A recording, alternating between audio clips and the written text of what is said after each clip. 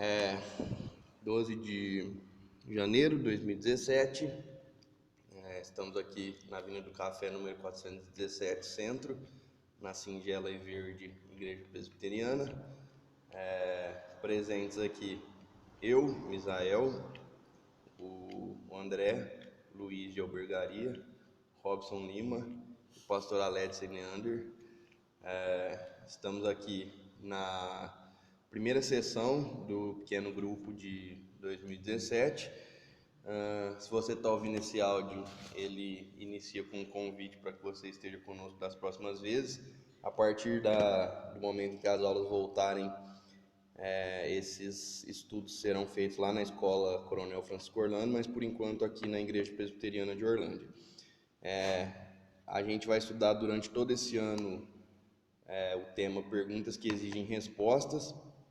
E para começar, eu tinha até feito um papelzinho assim com um roteiro, mas não deu tempo de ficar pronto. Talvez seja até melhor assim, porque a gente vai construindo o pensamento juntos. O nosso tema é esse, portanto, perguntas que exigem respostas. Acho que todo mundo viu o bannerzinho lá, com algumas perguntas lá no fundo. A gente vai falar sobre isso. Mas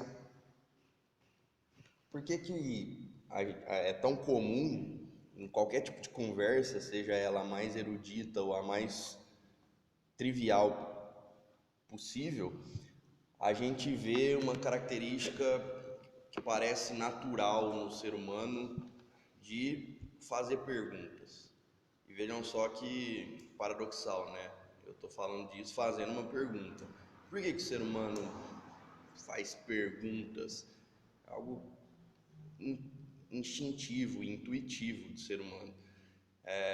Há possíveis respostas complementares, mas obviamente isso tem a ver com o desejo que o ser humano tem de conhecer as coisas, de saber o que é, por que as coisas são daquele jeito, como as coisas funcionam. Isso nos leva automaticamente a fazer aquelas frases com ponto de interrogação no final. Perguntas. Isso é engraçado, né? A gente já falou disso outra vez, que isso fica expresso emblematicamente nas crianças, que são os seres, assim, por excelência das perguntas, né? É muito legal se conversar com uma criança, porque ela quer saber tudo e, com o passar do tempo, a gente infelizmente vai perdendo isso, né? Esse PG quer também, obviamente, resgatar a importância de se fazer perguntas, mas não perguntas triviais, perguntas fundamentais, porque dentre as perguntas, todas as possíveis, como por exemplo, para que time você torce, que horas são, há perguntas que são fundamentais. A gente colocou algumas no banner, não sei se todo mundo viu. Tem lá quem sou eu, por que existe algo, se existe alguma coisa depois da morte, esse tipo de pergunta. Vocês conseguem pensar em outras perguntas que a gente poderia chamar de fundamentais? Fundamentais eu quero dizer que são aquelas que estão lá no fundo, que são perguntas que todo homem fez ou faz ainda, né? Que estão na mente de filósofos e de analfabetos desde que o mundo é mundo. Preciso de exemplos, senhores, de perguntas assim. Qual o sentido da vida? Qual o sentido da vida? Quem é Deus? Quem é Deus?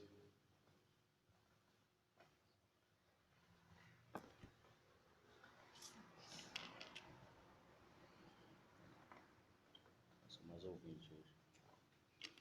Para onde eu vou já foi. Para onde eu vou? De onde eu vim? De onde eu vim? Pra onde eu vou, pai? Se é que eu vou, né?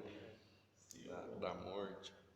Mas vocês captaram. Existe vida após a morte? Existe vida após a morte. Para que eu existo? Por que eu existo? Eu acho que vocês, e espero que os ouvintes eventuais já tenham entendido de que tipo de pergunta que a gente está falando. A gente não vai falar ao longo desse ano de coisas triviais. E pensando nesse tipo de pergunta, eu queria saber, assim,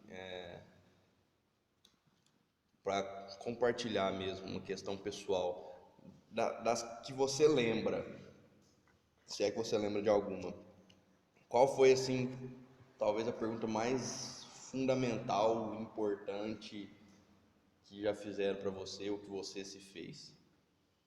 Ou a mais antiga, assim, que você se lembre?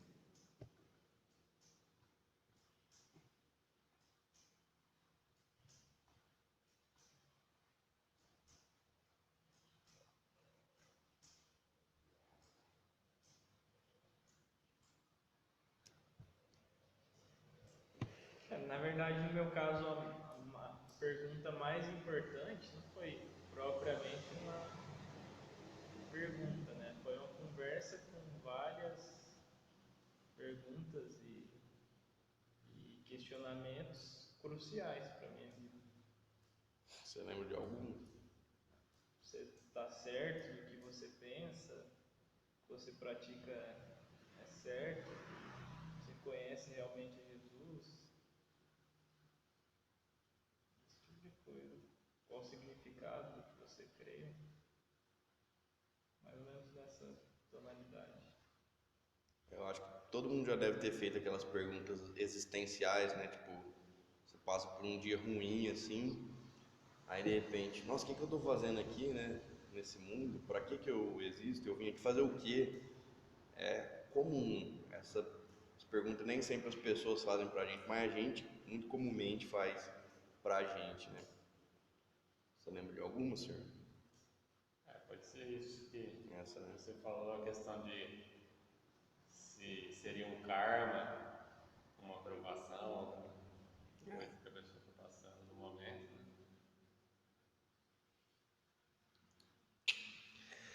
né? Então, é por isso que a gente, então, vai estudar esse ano essas perguntas, algumas delas. Ao longo do ano a gente vai trabalhar, por exemplo, a pergunta: quem sou eu? Para que eu existo? Se a vida acaba na morte? Por que existe algo ao invés de nada?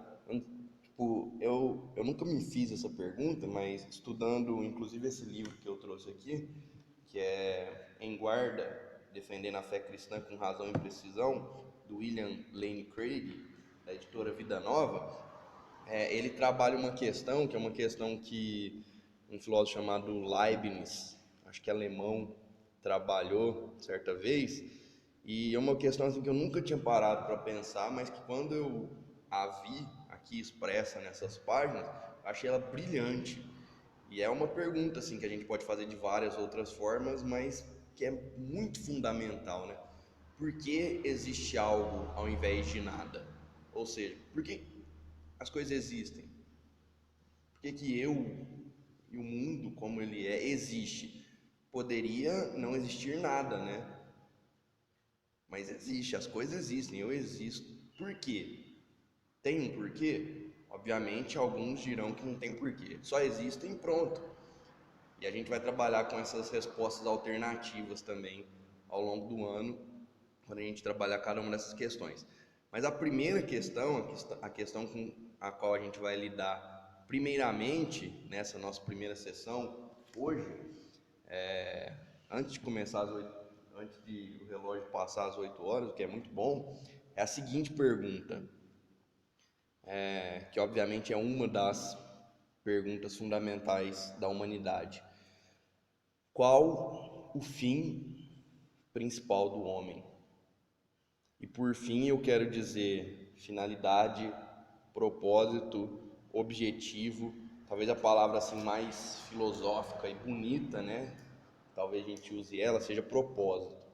Qual o propósito do homem?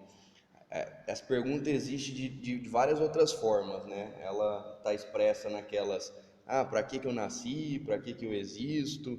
Para que eu vim ao mundo? A gente falava dessa pergunta agora há pouco, né? Você está num dia de angústia, nada dá certo, mas para que eu estou fazendo aqui? Qual que é o propósito da minha vida? E aí eu queria fazer algumas considerações. A primeira é a seguinte: quando a gente faz essa pergunta, qual o propósito principal do homem, e por homem a gente quer dizer, na verdade, toda pessoa, toda a humanidade, a gente precisa lembrar que há vários propósitos na nossa vida.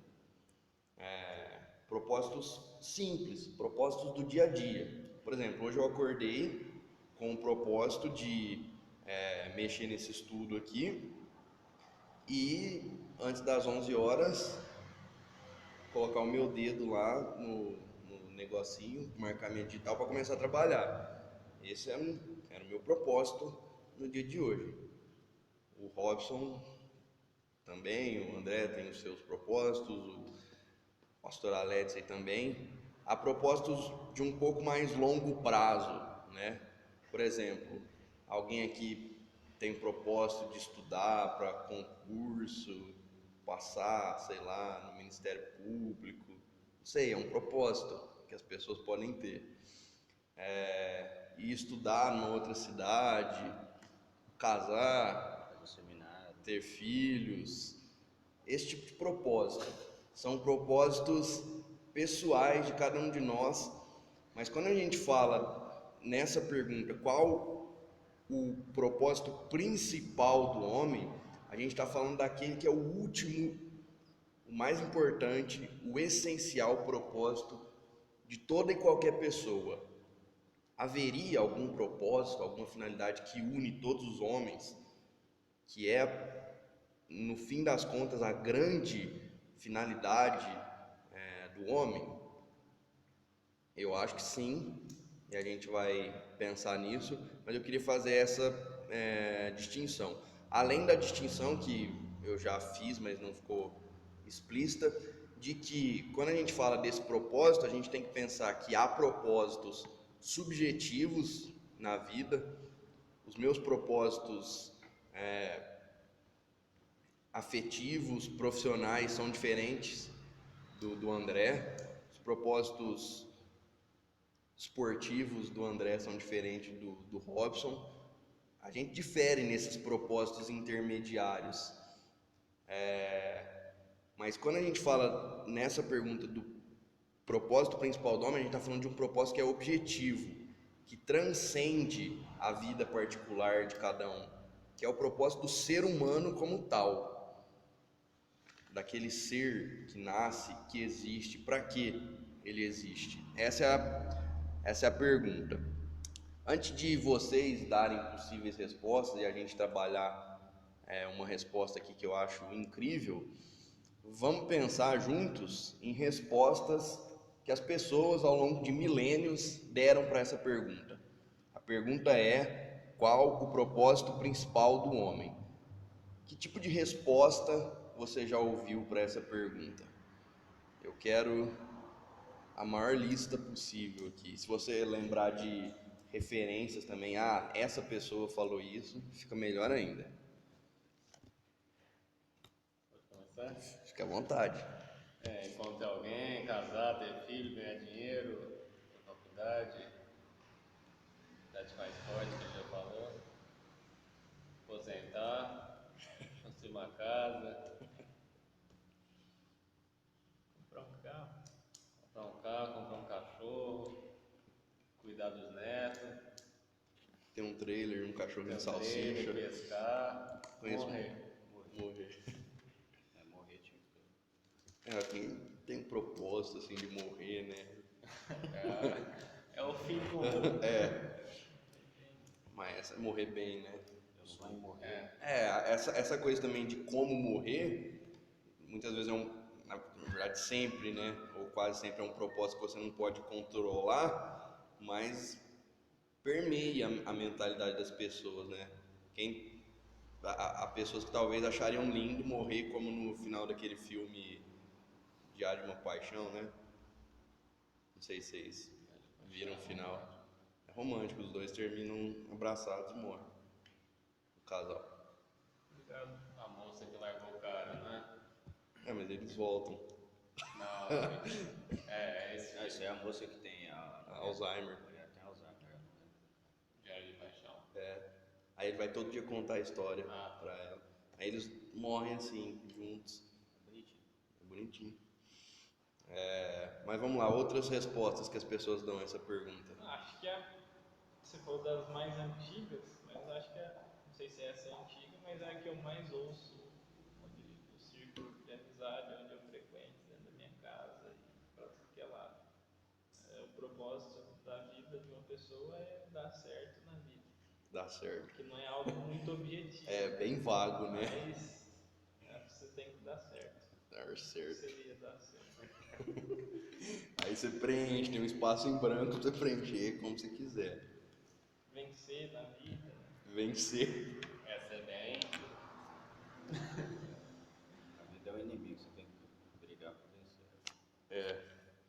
O dar certo é a genérica pra um monte de coisa, né? Inclusive todas as que eu falei.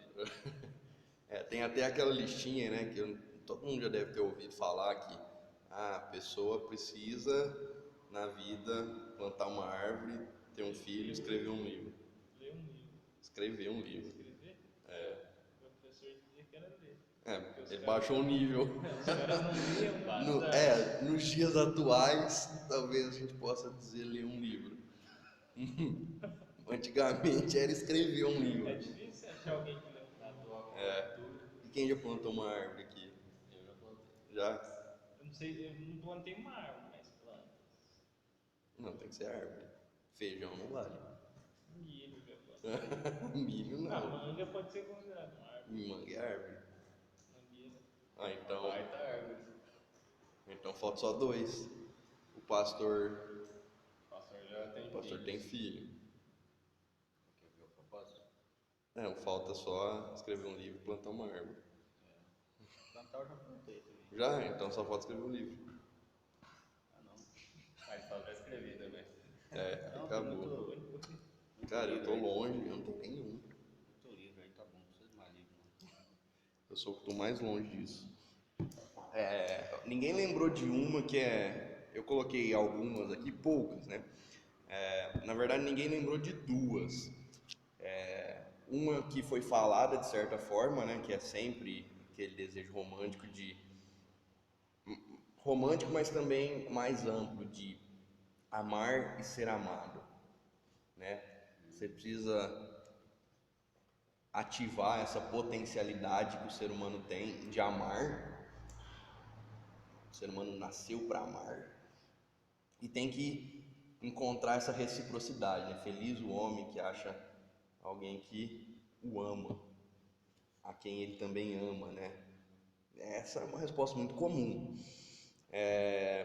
Há uma outra que também ela é bem ampla, é menos vaga que a dar certo, né? Mas é também um tanto subjetiva. Essa todo mundo já ouviu. Ser feliz. Ai, que legal. Hoje está em voga dizer que o importante é ser feliz. O importante é ser feliz. Mesmo que Posso só fazer uma seja- pergunta? Por favor, estamos num período de Não perguntas. sei se você... Não sei se... Eu, na verdade, não... Me surgiu agora, assim, eu não parei para pensar nisso. Mas... Será que o objetivo dessa pergunta, primeira aí, não é ser fim mesmo ao invés de propósito? Não. É propósito? É. Porque se você perceber bem, todos os objetivos das pessoas são o meio, e não o fim. É que elas não sabem, né? Vencer na vida, casar, amar, não sei o que, é o meio, não é o fim. E o cristão não trabalha com o meio, ele vive no meio, mas ele trabalha com o propósito final. Então essa é a diferença. Essa ser feliz, ela tem um aspecto mais final, né? Tipo, por exemplo, eu quero casar, quero ter dinheiro, quero ter um trailer para Seria a ser concretização feliz. de tudo, né? Seria um fim mesmo, uma finalidade última, que a gente vai ver já. Não é bem assim, mas a gente não chegou lá ainda. Mas, de fato, tantos propósitos do homem são Porque meios. eu acho que esse fim aí fica legal, o propósito também fica bom, né? Mas o fim aí fica bom. Qual o fim principal do homem, né? Eu não tinha parado para assimilar fim e propósito, né?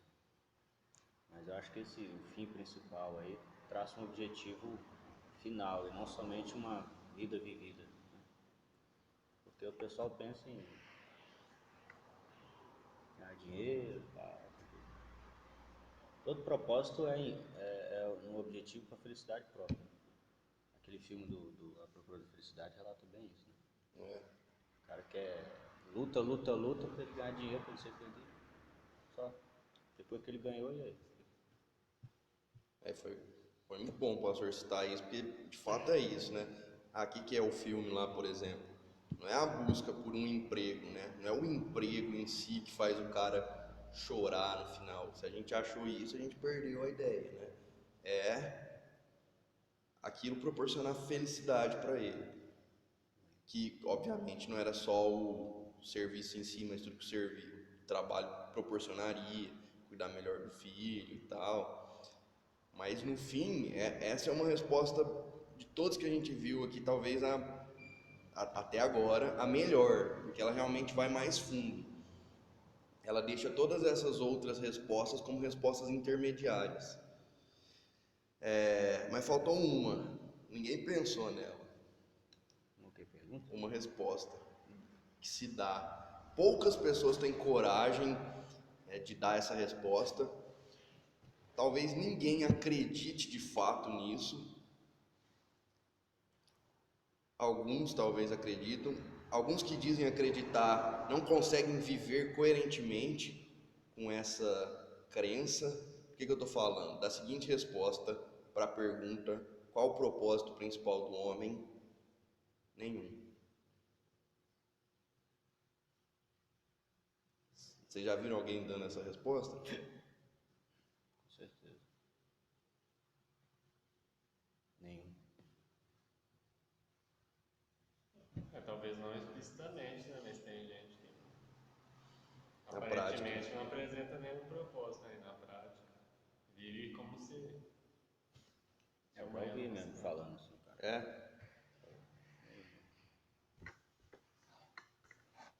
É porque exige coragem mesmo, como o Zé falou, cara. Falar que não, nenhum. Vejam só, voltando a uma das distinções que a gente já tinha feito.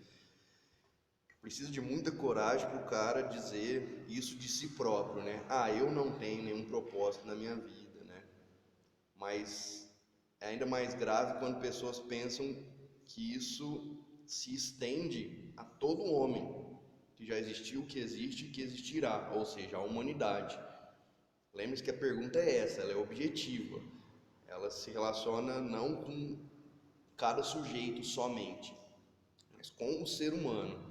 E há quem diga, ou não diga explicitamente, mas pense ou viva como quem pensa assim, que não há para o ser humano nenhum propósito último para a sua vida. Ele simplesmente existe. Dizer alguma coisa? Não? Eu queria ler, antes de ler, é importante a gente trazer essa resposta alternativa à nossa conversa, porque a gente podia assim categorizar as respostas possíveis em duas, basicamente, né? Aqueles que diferem quanto à resposta para essa pergunta, mas que acham que há um objetivo, um propósito para a vida, e aqueles que acham que não há. E quando a gente separa esses dois grupos de pessoas, a gente está separando duas visões de mundo, duas formas de entender, claro, no grupo menor daqueles que acreditam que há também há várias visões de mundo diferentes.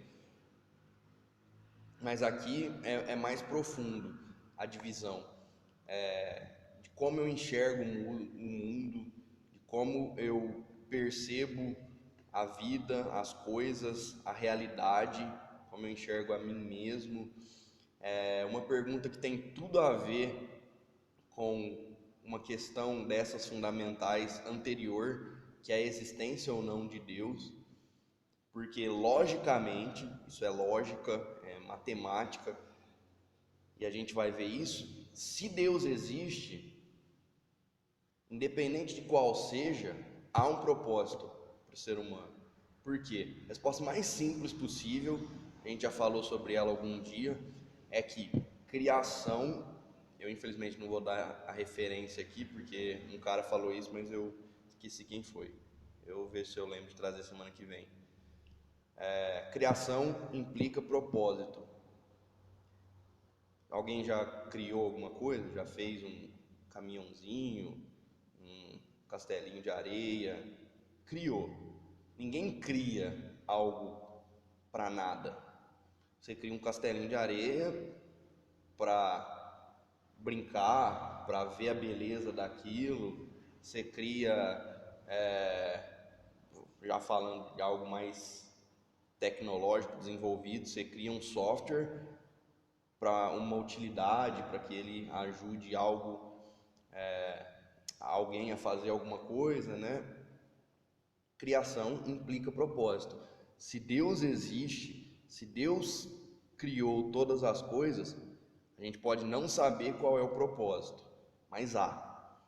E é por isso que, em geral, a resposta não há nenhum propósito para a humanidade é dada por aqueles que dizem que Deus não existe, por ateus. E só fazendo a ressalva, ateu não é quem não sabe, quem não gosta da questão, é quem afirma. Ele faz uma afirmação assim como teísta, mas é uma afirmação antagônica. Ele diz que Deus não existe. Se você é qualquer coisa, se você não consegue dizer assim com convicção, Deus não existe, então o nome para você é outro, você não é um ateu. Tá. Mas por que essa é a resposta de um ateu? Não há propósito para o homem. Porque para um ateu, a gente simplesmente existe, né? A gente não veio de algo ou alguém. A gente passou a existir e um dia vai deixar de existir. Ponto. Não há nada por trás. Não há nada no fim.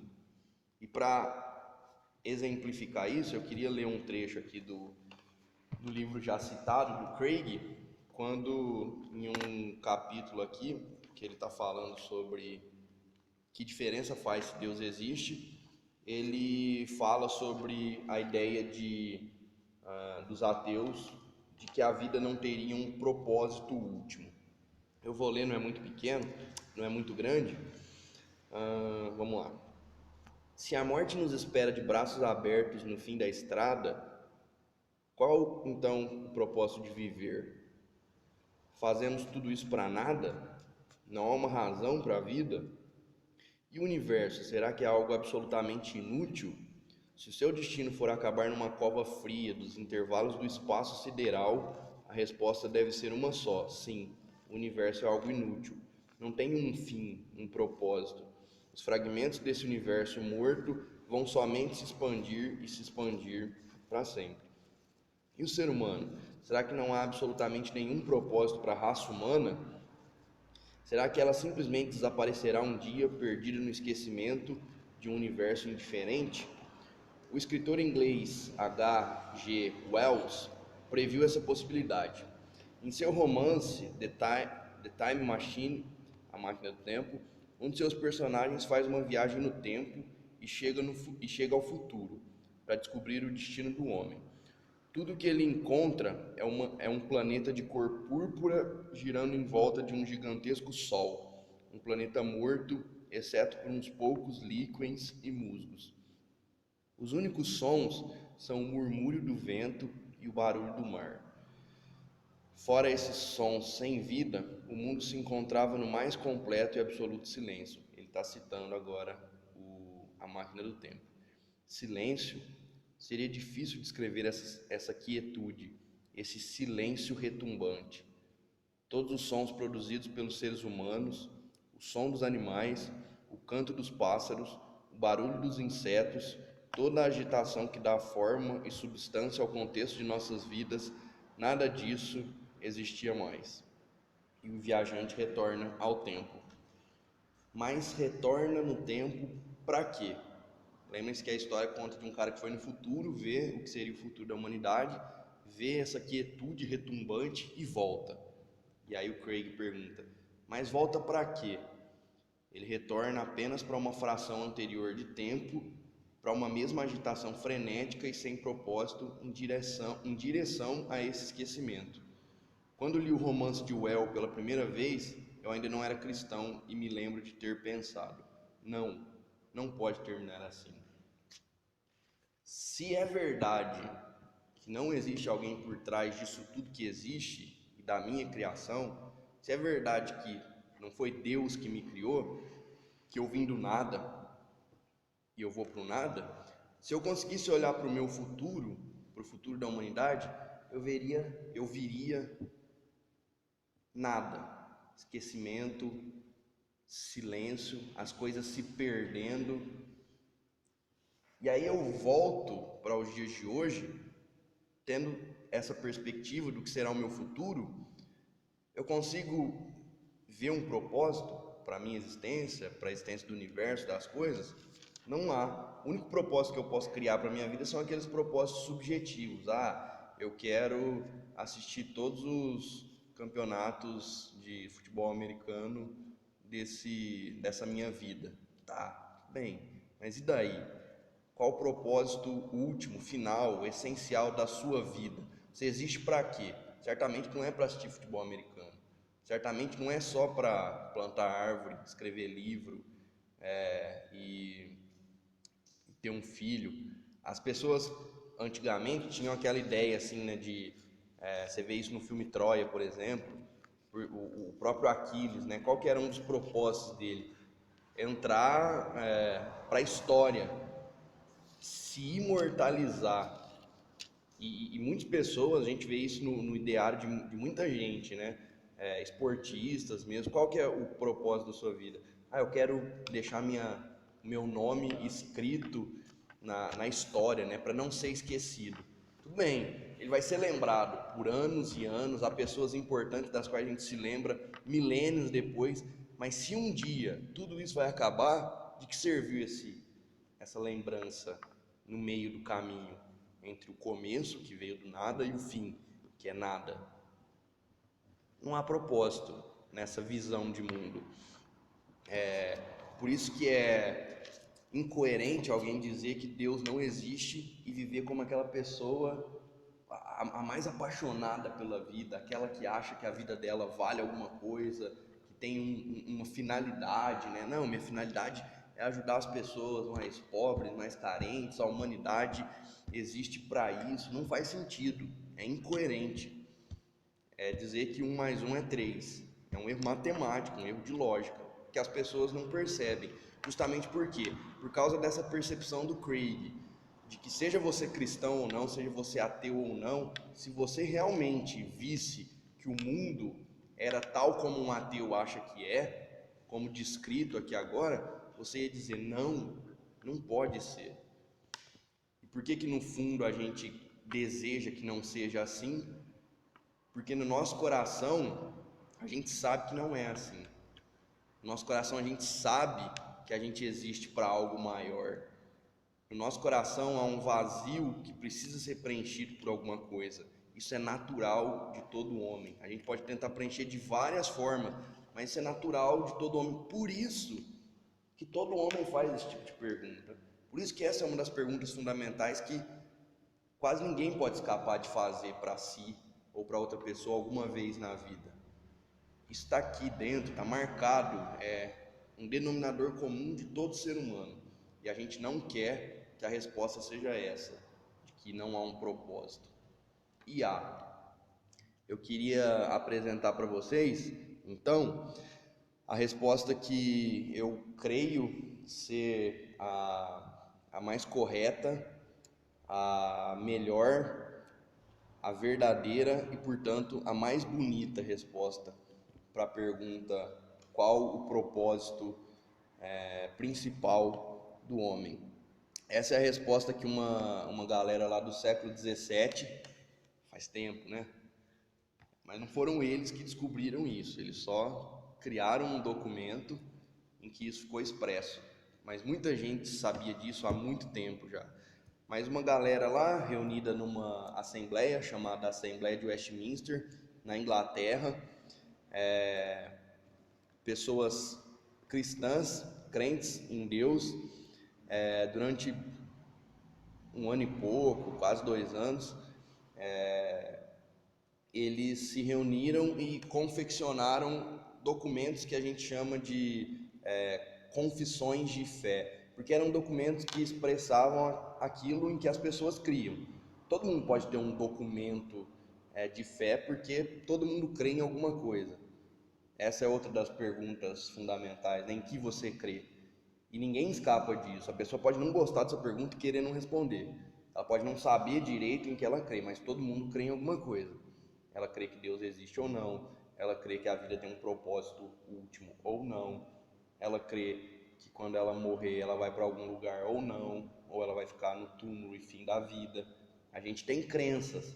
Essas crenças que estão lá no fundo da nossa visão de mundo que formam o nosso entendimento da realidade, das coisas como elas são. São os nossos pressupostos que formam a nossa cosmovisão ou visão de mundo. Todo mundo tem.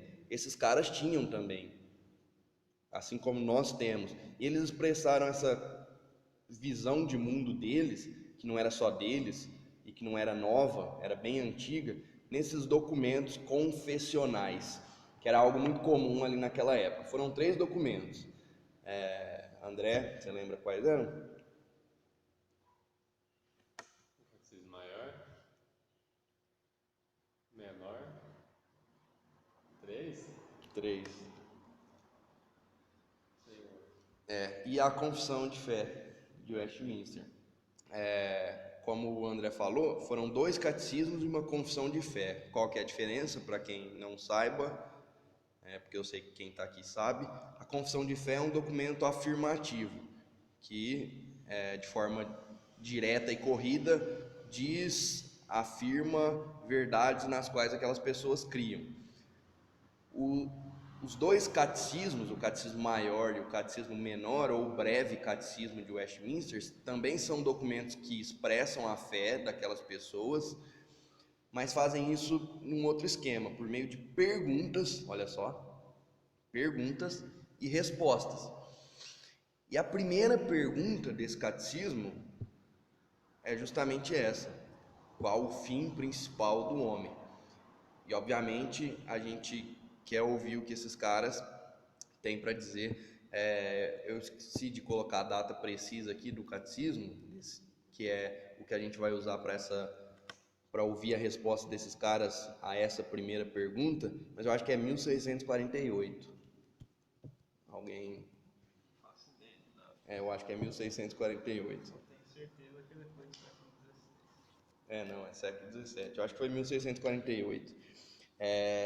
Mas século XVII. Não importa muito. Esses caras, então, deram a seguinte resposta. Eu vou pedir para alguém ler, para eu não ficar falando muito. O Robson vai ler para a gente em voz alta, assim, para todo mundo ouvir. A resposta? Em voz alta. O fim principal do homem é glorificar a Deus e gozá-lo para sempre. O fim, finalidade, propósito, objetivo principal, aquele mais profundo, aquele que é o que vale no fim das contas, do homem é glorificar a Deus e gozá-lo para sempre. Essa é a resposta que a Confissão de Fé de Westminster, o breve catecismo de Westminster do século XVII dá essa pergunta, e para mim, eu que com vocês aqui perpassamos por várias alternativas de resposta, para mim a mais bela e é aquela que corresponde à verdade. Você que está ouvindo isso agora pode, aqui eu creio que não, mas você pode estar falando que isso é uma bobagem, que essa é só mais uma daquelas respostas idiotas que se dá a essa pergunta. Você pode ter a sua preferida, mas a gente crê fielmente que essa é a resposta verdadeira e a gente vai falar um pouco sobre essa resposta. Só fazendo mais um parênteses aqui, porque até pelo fato do catecismo ter sido escrito há muito tempo, né? por mais que ele tenha sido traduzido, algumas palavras assim quase que perdem, né, a força e o próprio significado para a gente nos dias de hoje. Por exemplo, essa palavra final, esse verbo final aí, talvez seja estranho para muitos, né? O fim principal do homem é glorificar a Deus e gozá-lo para sempre. Só explicando, alguém sabe o que significa essa palavra? Gozá-lo, gozo. Não só Poderia dar um sinônimo para ela? Eu não sei se é sinônimo aproveitar, né? Acho que gozar é bem mais profundo. Bem mais.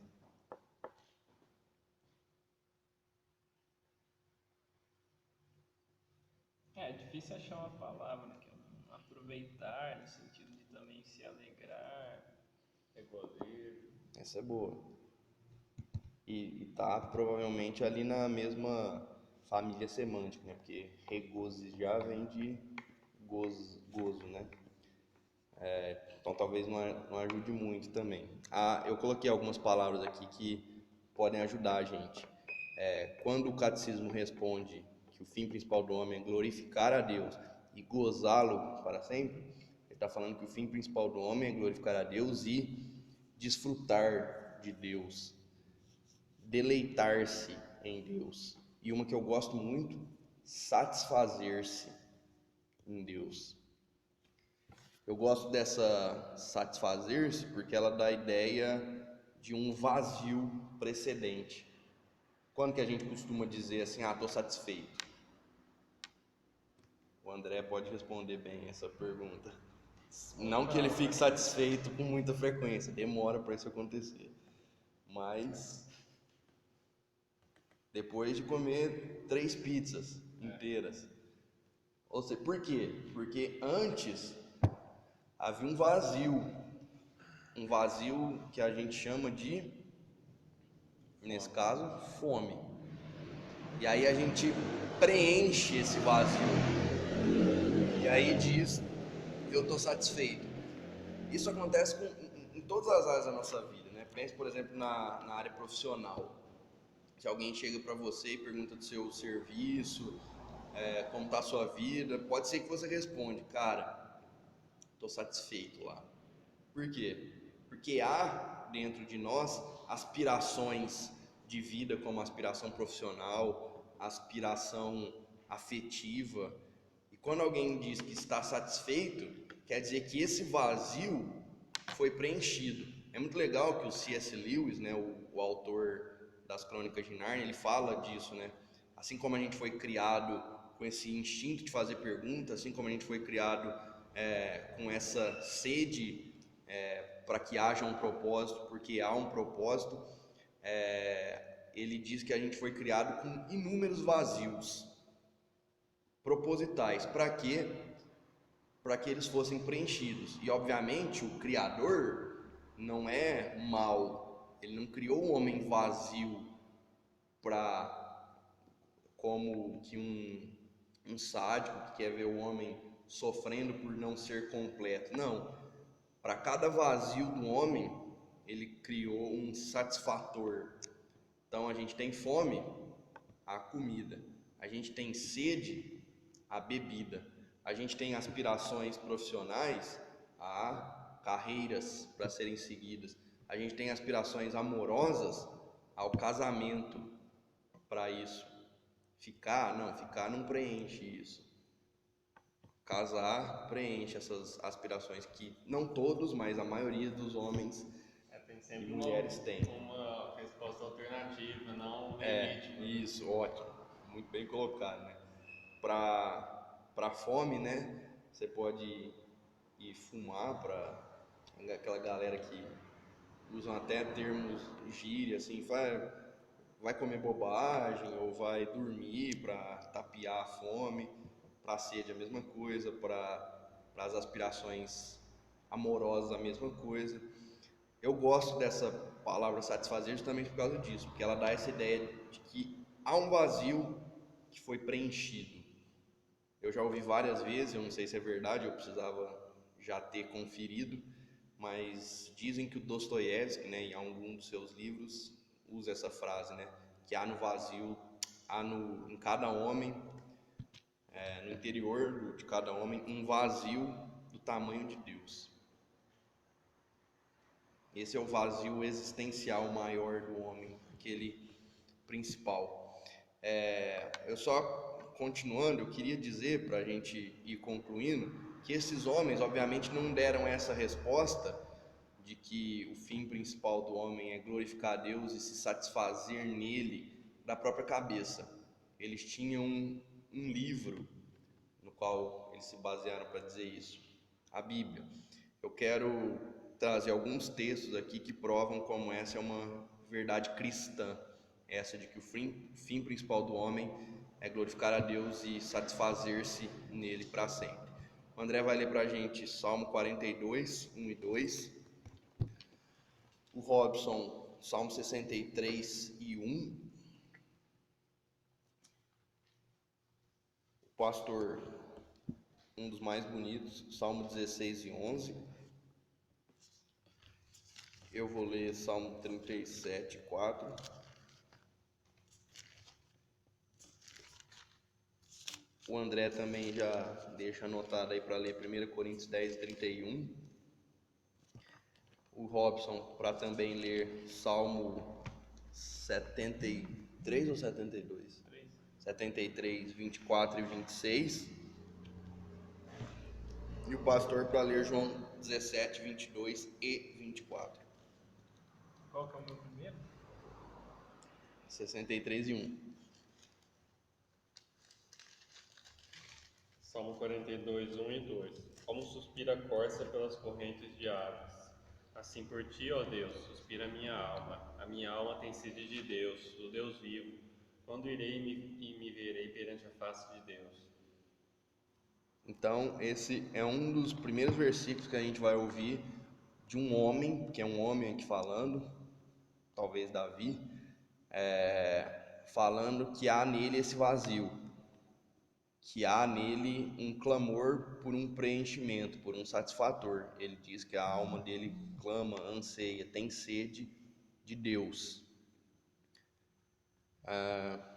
Robson, 63 e 1. Ó Deus, Tu és o meu Deus forte, eu te busco ansiosamente. A minha alma tem sede de Ti, meu corpo te almeja como terra árida, exausta, sem água. Agora as ilustrações se ampliam, né? Terra árida, exausta. Não, acho que lá no Salmo 42 também fala isso, né? Terra árida, exausta, sem água. Assim como ela precisa da água, a minha alma precisa de Ti. Ele está falando com Deus. Pastor, Salmo 16, verso 11. Tu me farás ver os caminhos de vida, na tua presença a plenitude de alegria, na tua destra delícias perpetuamente. Vocês viram que esse é um tipo novo de versículo, né? Nos dois primeiros a gente leu o quê? Que há no homem um anseio. E esse era um homem entendido já, né? Ele sabia que esse anseio era um anseio por Deus. É característica marcante do ser humano ter esse anseio, mas não saber anseio de que não saber como preencher esse anseio. Esse salmista sabia, esses dois, né? Que talvez sejam o mesmo, não importa. Ele sabia que esse anseio só poderia ser preenchido por Deus. Isso fica claro até na própria frase que a gente viu há pouco, né? Se há no interior do homem um vazio do tamanho de Deus, dá para eu preencher com o universo inteiro? Não, porque Deus é maior que isso. Eu só consigo preencher com Deus. E aí, nesse versículo que o pastor leu, ele já está falando desse tipo de satisfação que há em Deus. Ele diz: Tu me farás ver o caminho da vida, e agora o principal, na tua presença a plenitude de alegria, na tua destra delícias perpetuamente. É como se ele estivesse dizendo que ele tem essa sede, e aí aqui agora nesse salmo ele diz que quando essa sede é saciada, ela é saciada, sabe quando não é aquela sede comum assim que você chega em casa, toma água porque precisa, porque tá calor, não. Você chegou sedento, e aí você toma aquele gole de água assim, de olhos fechados, sentindo aquela água molhar a boca, entrar e te satisfazer. É isso. Ele não está simplesmente dizendo, quase que matematicamente, cientificamente, que Deus preenche o vazio da alma dele. Não. Quando Deus preenche o vazio da alma dele, quando ele entende que o vazio da alma dele é um vazio que pede por Deus, e ele então vai a Deus, Deus vem a ele tem essa comunhão, ele se deleita, ele se regozija. É por isso que o termo gozar é usado aqui, porque ele fala de não é meramente alegria, é uma alegria que transborda, é um deleitar-se. Sabe quando aquela coisa de não simplesmente preencher um copo com água, a gente fazer transbordar? É isso. É como se Deus não só preenchesse o meu vazio, mas ele transbordasse por esse vazio. É essa a ideia. Salmo 37:4, eu vou ler aqui.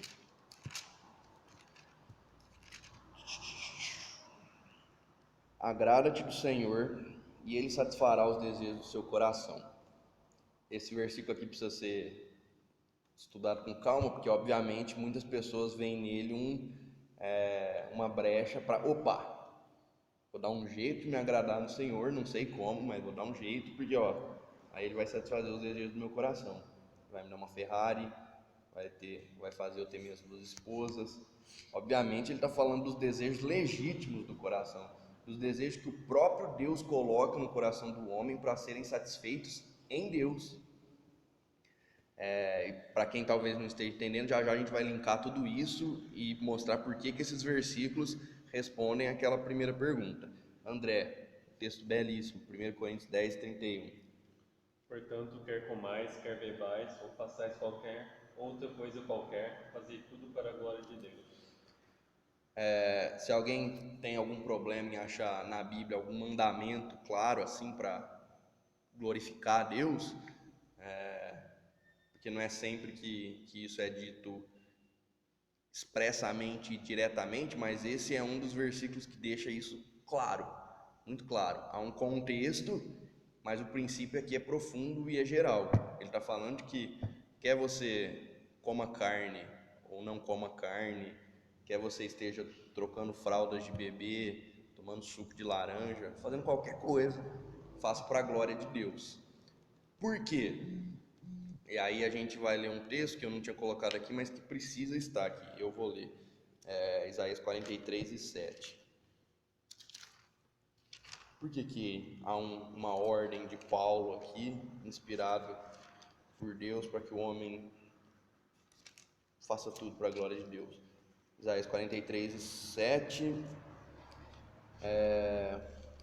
Deus diz ao povo: a todos que são chamados pelo meu nome e os que criei para a minha glória, que formei e fiz. Aqui Deus, o próprio Deus, deixa claro que ele cria um homem para a sua própria glória. Então Paulo não está falando um mandamento humano assim que deu na cabeça dele, não. Ele sabia isso porque ele era um leitor do Antigo Testamento, um bom judeu, e porque inspirado por Deus, ele lembrou, e ele tinha isso, que a gente existe para isso.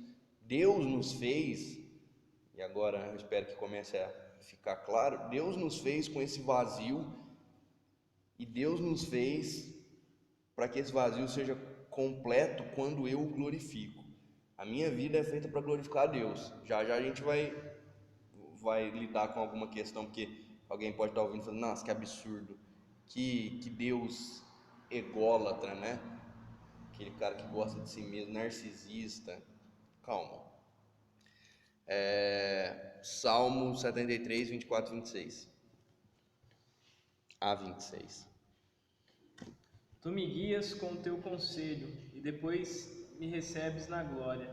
Quem mais tenho eu no céu? Não há outro em quem eu me compraza na terra. Ainda que a minha carne e o meu coração desfaleçam, Deus é a fortaleza do meu coração, e a minha herança para sempre. Esse texto é maravilhoso, um dos motivos é essa palavra que ele usa: não há outro na terra em quem eu me compraza, quem eu tenho prazer. E aí ele diz que Deus é a herança dele. Dá para fazer uma ilustração com tudo aquilo que a gente vinha dizendo, né? A gente acha que o nosso propósito é, às vezes, ficar rico e quando a gente chegar na nossa velhice, a gente vai olhar para trás, qual foi a nossa herança? O que a gente deixa para as pessoas que ficaram? Nosso nome, nossa casa, nosso dinheiro.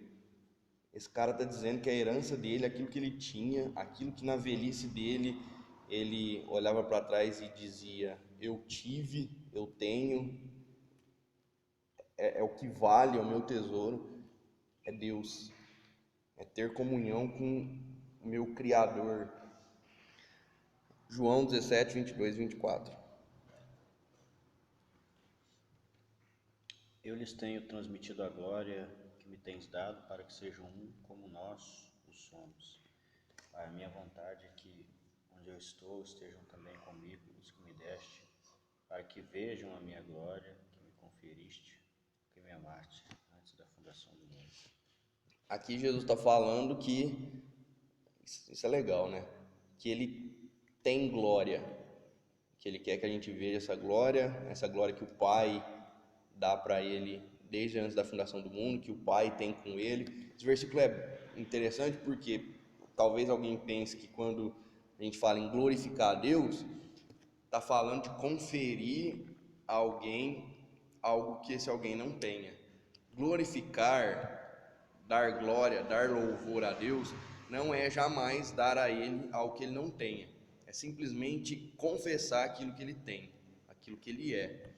Simplesmente isso. Duas perguntas, quando a gente fica diante dessa resposta, outras duas perguntas, né, surgem. Primeiro, o que é e como glorificar a Deus? Porque é como se a gente pudesse dividir essa pergunta em duas partes, né? O fim principal do homem é glorificar a Deus e gozá-lo para sempre. A gente vai ver, acho que semana que vem, que na verdade essa separação que a gente está fazendo aqui agora, ela é mais didática. Mas vamos fazer essa separação. Depois, semana que vem, eu explico que na verdade ela não é uma separação mesmo. Mas, e aí quem ficou curioso, venha semana que vem, ou ouça o áudio. Didaticamente separemos. Primeira parte, o fim principal do homem é glorificar a Deus. O que é glorificar a Deus? E aí, consequentemente, como glorificar a Deus? Por favor, senhores. Essa pergunta é importantíssima, porque não adianta nada eu saber a pergunta, né? Eu decoro, eu sei as palavras onde elas estão, mas eu não sei o significado das palavras e não sei o que na prática elas significam para mim. Tá, beleza, eu sei que o fim do homem é glorificar a Deus. Como eu faço isso? O que isso significa? Por favor.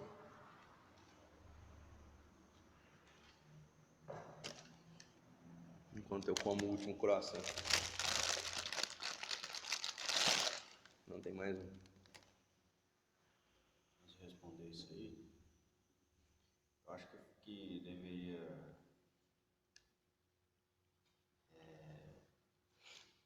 uma passagem que eu acho que deveria, acho que pode até deixar mais claro, né, de que Deus de fato fez todas as coisas com determinado fim. A famosa passagem de Provérbios 16, né? O Senhor fez todas as coisas para determinados fins. Provérbios 16:4.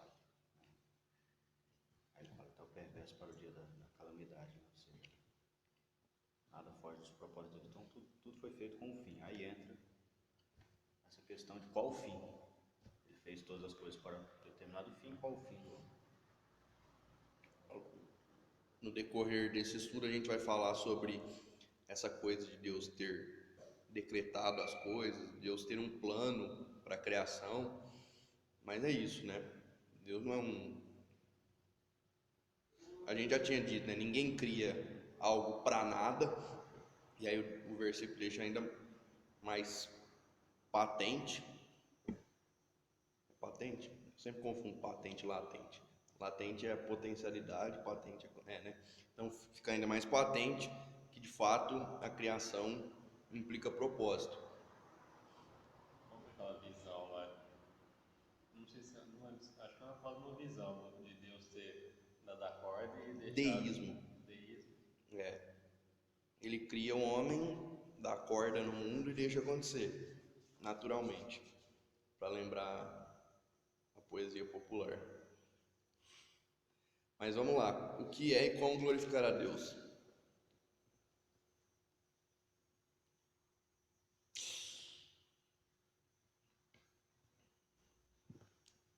Deixa o menino seminário.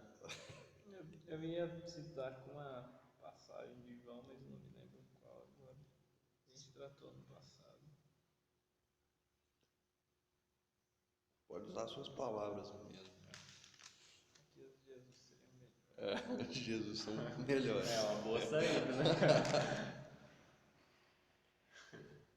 No caso, para quem nunca ouviu esse tipo de expressão, como glorificar a Deus.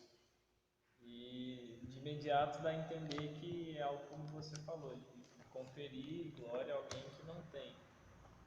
Na verdade, não é isso. Na verdade, eu estou fazendo confissão de alguém que possui toda a glória e todo o domínio, e com o meu ser, com a minha boca, eu atribuo a adoração a esse ser, a esse Deus, e o confesso glorificando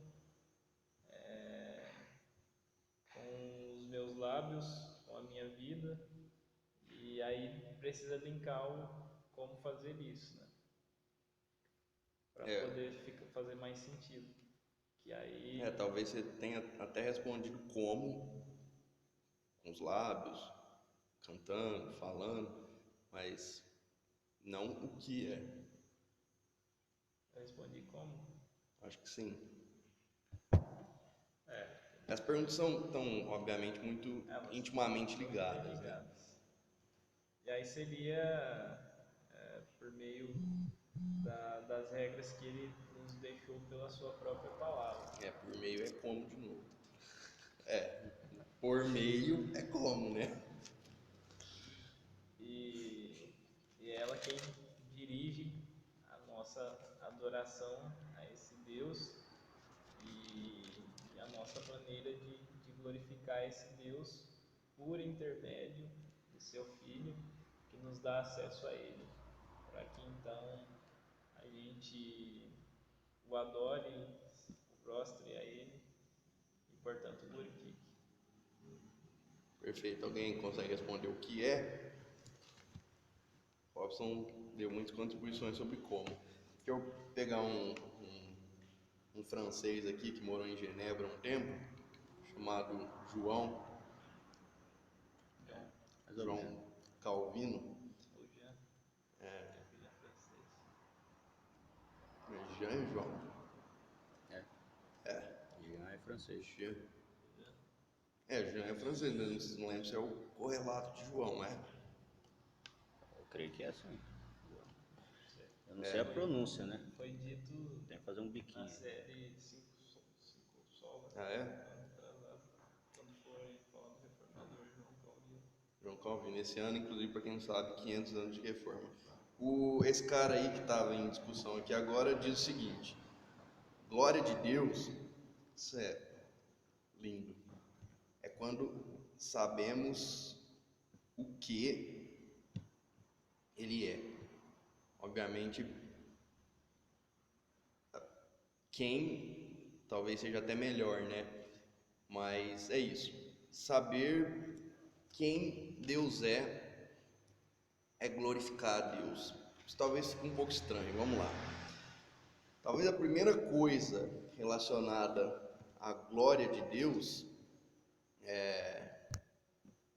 seja reconhecer Deus como Deus. A gente, que obviedade, que tautologia. Mas não. Romanos, capítulo 1, eu sempre lembro desse texto aqui. Paulo, escrevendo à igreja em Roma, ele diz o seguinte: que os atributos invisíveis de Deus, o seu eterno poder, como também a sua própria divindade, claramente se reconhecem desde o princípio do mundo, sendo percebidos por meio das coisas que foram criadas. Então a ideia de que há pessoas que realmente acreditam que Deus não existe e que acham que tem provas para isso, não faz sentido. Tais homens são por isso indesculpáveis. Eles não têm desculpa porque Deus se revela claramente de alguma forma. 21, verso 21. Porquanto, tendo conhecimento de Deus, não o glorificaram como Deus, nem lhe deram graças. O que significa não glorificaram como Deus? Não reconheceram Deus como Deus. Qual que é o primeiro mandamento do decálogo, dos 10? Amar a Deus acima de todas as coisas.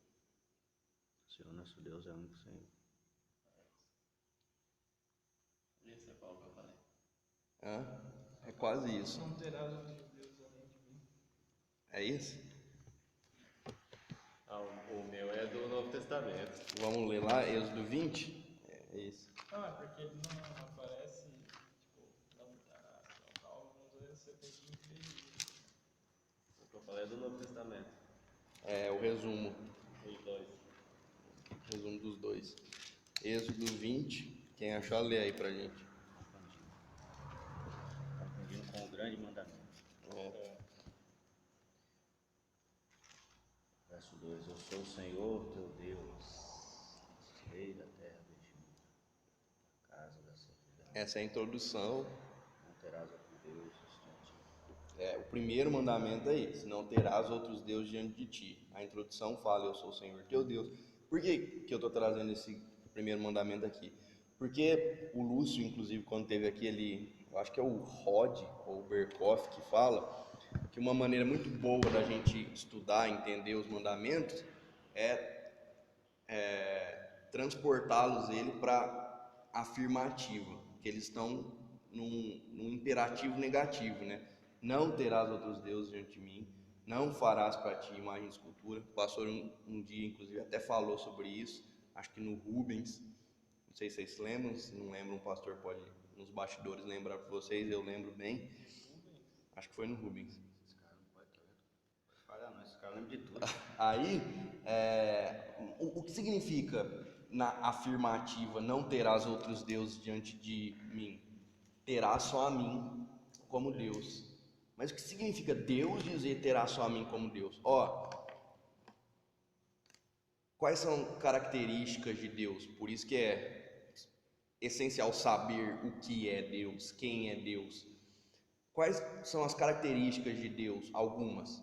Deus é criador, soberano, ele está acima de todas as coisas, ele é bom, ele é misericordioso, ele é gracioso, ele é quem manda no universo, ele é o dono do universo, ele faz todas as coisas de acordo com o seu bom propósito. Isso é ser Deus. Se eu, dentro de mim, tiro qualquer uma dessas coisas de Deus, se eu não reconheço, e como eu faço isso? Por exemplo, não reconhecendo Ele como soberano. Como eu não reconheço Ele como soberano? Bom, eu não submeto minha vida a Ele. Eu faço o que eu quero. Fazendo o que eu quero, eu não dou a Deus algo que é dele. Soberania. Se eu acho, por exemplo, que eu consigo me salvar, que eu consigo ir para o céu sem a ajuda dele, eu tiro dele o atributo de misericórdia, de amor, de graça. Então eu não estou reconhecendo ele como ele é. Então, glorificar a Deus antes de tudo é saber quem ele é e reconhecê-lo como de fato ele é. Um dos pecados essenciais que Paulo cita lá no texto que a gente leu é não reconhecer a Deus como ele é e, consequentemente, não ser grato a Deus. Se eu não reconheço, por exemplo, que tudo aquilo que eu tenho, que tudo aquilo que eu, entre aspas, conquistei foi graça, foi dom de Deus, e eu me vanglorio por ter um bom emprego, por ter um bom carro, por ter uma namorada bonita, eu estou tirando de Deus o atributo de ser o doador de todas as coisas boas. Viu como é fácil ofender a Deus com todo e qualquer pensamento meu? E como, portanto, eu devo glorificar a Deus? Antes de tudo, reconhecendo Ele como Deus. Esse é o primeiro mandamento, na sua forma afirmativa, ter Deus como Deus. E para reconhecê-lo como Deus, obviamente, eu preciso conhecer, eu preciso saber essas coisas que eu falei aqui. Por exemplo, tem gente que não sabe, por mais que algumas sejam intuitivas e alguns atributos de Deus, o próprio Paulo vai dizer que se revelam claramente nas coisas que estão criadas, Mas eu não saberia que Deus se revela plenamente em Jesus Cristo se o Evangelho não me fosse apresentado. Eu não saberia plenamente da graça de Deus se eu não tivesse estudado o plano da salvação, né? Por isso eu preciso saber coisas sobre Deus antes de reconhecê-lo como Deus, para então amá-lo. Conhecimento não pode ficar só no conhecimento, mas é normal, e o próprio Deus ordenou as coisas para que assim fosse, que o conhecimento precedesse o amor. Alguém aqui já amou alguém que não conhecia? Não tem como. E não tem como glorificar a Deus e, consequentemente, ou sinonimamente, amá-lo sem conhecê-lo. Mas meramente saber coisas sobre Deus não é reconhecê-lo como Deus, não é amá-lo, não é glorificá-lo. Obviamente, portanto, eu glorifico a Deus quando eu tenho nesse ser que criou todas as coisas, que é onipresente, que está aqui, que é onisciente, que sabe todas as coisas, que tem todo o poder, é todo poderoso, é onipotente, quando eu tenho ele como isso, como Deus, reconheço assim, confesso essas coisas e me submeto a essa realidade. Essa é a primeira e uma das mais essenciais respostas sobre o que é glorificar a Deus. Como o Robson deu dicas e eu falei algumas coisas aqui agora. Eu confesso isso, eu vivo como se Deus fosse Deus, porque de fato Ele é, eu me submeto à sua vontade, eu procuro saber quem Ele é e o que Ele quer, e eu acho isso na sua revelação, na Bíblia, a gente vai falar disso ao longo do ano. É claro que alguém pode fazer uma pergunta aqui, essa história de louvar a Deus, de glorificar a Deus, isso aí não é aprisionador? Não escraviza? A gente vai responder isso semana que vem. E aí uma segunda pergunta que a gente também vai deixar para a semana que vem, porque a gente vai fechando por aqui, já que a gente falou sobre o que é e como glorificar a Deus, e essa é a primeira parte da pergunta, o que é gozá-lo, desfrutá-lo, satisfazer-se nele? Pensem nisso, semana que vem a gente trata disso. Para fechar, lembremos então da pergunta: qual o propósito principal do homem? Ou, de outra forma, para que o homem existe? E como a gente viu aqui com vários versículos, com essa resposta do Breve Catecismo de Westminster, o homem existe para glorificar a Deus. E o homem existe para se satisfazer nele. Porque Deus colocou no coração do homem um vazio que só ele consegue preencher. De tal forma que só em comunhão com Deus o homem consegue ser feliz, o homem consegue ser completo, encontrar plenitude, completude. Lembrem-se da história que alguns chamam de mito, uma ova, na história do Éden, em que antes do pecado o homem e a mulher tinham plena comunhão com Deus, nada atrapalhava eles de adorarem a Deus, de reconhecer Deus como Deus, de louvar. A gente não vê estripulias no Éden, a gente não vê Adão criando uma guitarra para louvar a Deus, mas eles glorificavam a Deus no coração, eles tinham Deus como Deus. Então um dia negaram a Deus algo que lhe era de direito, desobedeceram, e aí a gente sabe o fim dessa história. Mas ali havia plena comunhão, e o propósito de Deus sempre foi esse, que houvesse entre criatura e Criador comunhão, que o homem glorificasse a Deus por querer glorificar a Deus, por ver em Deus alguém digno de ser glorificado e nisso se satisfizesse.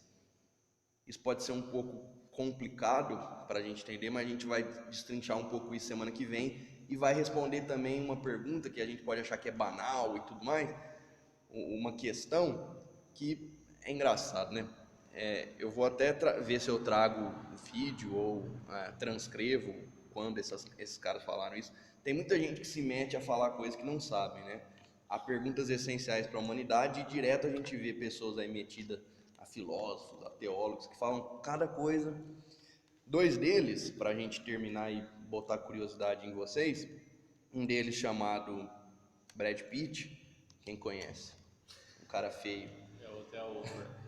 E a outra, a Oprah Winfrey, que o nome talvez não te lembre ninguém, mas é a mulher mais, acho que é a mulher mais rica do mundo, ou está entre as mais ricas, uma das mais populares, apresentadora de um programa lá. Os dois disseram, acho que de forma diferente, mas disseram que há um motivo para eles não aceitarem o cristianismo, não aceitarem essa ideia de Deus. Qual é essa ideia? Esse Deus é muito megalomaníaco. Essa coisa de querer ser louvado, querer ser glorificado, não, isso para mim é demais, disseram esses dois pensadores entre aspas. Ótimo ator, como pensador, É. ótimo ator. Como pensador, um ótimo ator, como pensador, uma ótima apresentadora. Mas essa é uma pergunta que, apesar de idiota e causar, tire o idiota, apesar de causar risos e tudo mais, eu digo que ela é uma pergunta, apesar de tudo, legítima.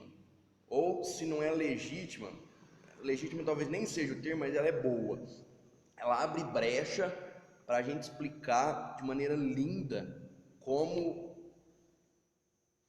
o querer de Deus ser glorificado e a minha satisfação, o meu prazer, o meu deleite, como essas coisas se unem. Inclusive tem um cara que fez aniversário ontem, chamado de cara é um pouco desrespeitoso, que viveu praticamente sua vida inteira falando sobre essas coisas, que escreveu um livro sobre isso, e depois escreveu vários praticamente falando sobre isso, que é o pastor John Piper, que ele trabalha essas questões. É megalomaníaco? Deus? Ele é um ególatra? Não é errado essa coisa? E como é que eu fico? Então eu devo glorificar Deus por dever. Paulo mandou glorificar Deus. Então é aquela coisa religiosa mesmo. É uma obrigação, eu vou lá e faço, eu glorifico a Deus. É isso? Bom, semana que vem a gente vai ver. Deus abençoe todos. Eu vou desligar o áudio aqui e a gente termina o papo nos bastidores. Uma boa noite, ou se você está ouvindo isso em outro horário, boa tarde, boa manhã. E é isso, até semana que vem.